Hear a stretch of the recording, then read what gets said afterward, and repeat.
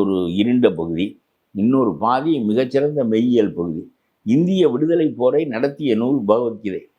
நான் மற்றவர்களைப் போல எதிர்த்தால் மூக்கரித்தனமாக எதிர்ப்பது, ஆதரித்தால் மூக்கரித்தனமாக ஆதரிப்பது என்கின்ற கருத்துடையவன் இல்லை.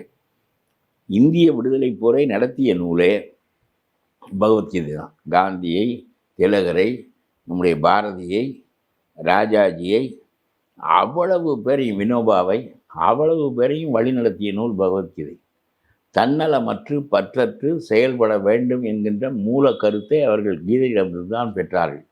ஆகவே ஒரு மிக சாலச்சிறந்த நம்முடைய திமுக காரனை போல திருட்டு கும்பலாக இல்லை, மிக சாலச்சிறந்த கும்பலாக உருவாக்கக்கூடிய நூலாக அது இருந்தும் அது வர்ணாசிரம தர்மத்தை, குலத்தை, சாதியை நிலைநாட்ட வந்தது. கடவுளின் பேராலே நான் தான் சாதியை உண்டாக்கினேன் என்று சொல்லுகின்ற அளவிற்கு ரொம்ப குழப்பம் மிகுந்த நூல்.